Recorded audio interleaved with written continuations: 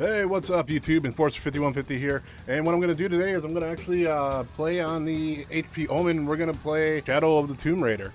I did my main rig on the 1080 Ti, and we got good results on it. I just want to also make sure I cover the HP Omen because I had a few of the videos that I've done here, and I just want to make sure that we actually do them. So let's go ahead and get these benchmarks going.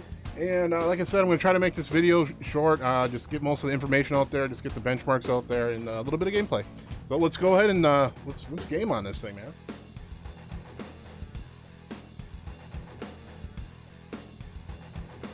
Alright, so this time we're going ahead and doing something a little bit different.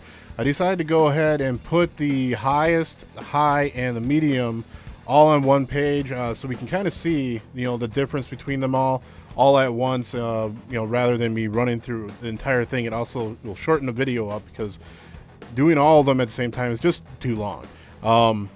We're just going to go through all these. As you can see, the high and the medium are almost the same when it comes to, the actual frame per second.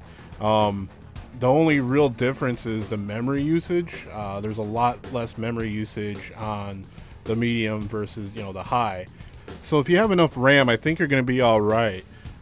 Just because, just from looking at the benchmarks, you're kind of, you're getting about the same frame per second. And really, when I'm looking at the quality of each setting, there's not a lot of difference. A lot of like the shadows and stuff like that, you can tell is a bit different.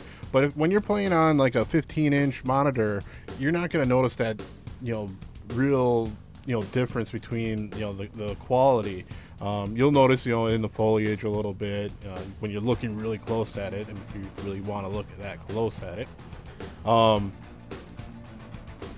So other than that, you want to, basically try to get to 60 frames per second, which I wasn't able to actually do on these benchmarks. I went to, highest, high, and medium, and the low you can get over to 60 frames per second. However, it looks terrible, and you have no shadows in the background, no type of dynamic lighting. If you're playing on this laptop, you may as well just stay at medium if you're wanting to get as close as possible, or a high. Highest, yeah, it does go down a little bit low, but it's still playable. Now, if you want to go with something like 720p, which I am going to go ahead and show just the results when this is done. That's going to be really the way that you're going to get over your 60 frames per second and stay consistently over 60 frames per second. Like the averages of the highest, high, and medium, definitely, close to at or just over 60 frames per second. But when you're looking at it, when you're actually playing and you're actually gaming, you're always dropping under. And if you have like something like just a 60 hertz monitor you're connected to, then you're going to be having that problem. Something like the screen itself is only 60 hertz, so it's a 15-inch at 60 hertz. If you're going over there, you have to have VSync on, or else it looks terrible. Alright, so we have our results here, and we have 49 frames per second on the highest. We have a 58 on high and 60 on medium. So, I mean, when you go from high and medium, it's really not that big of a difference. Alright, so here's the last scene for the benchmark for 720p. This is at the highest settings and everything. And you can definitely tell, the difference between, the quality, but it's actually not that bad, especially if you're looking at it on like a 15-inch screen.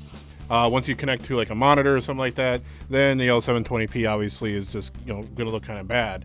But if you look at what I have here, you have 75 average right now frames per second, and that's, if you want to get over 60 and stay over 60, that's definitely the way to go.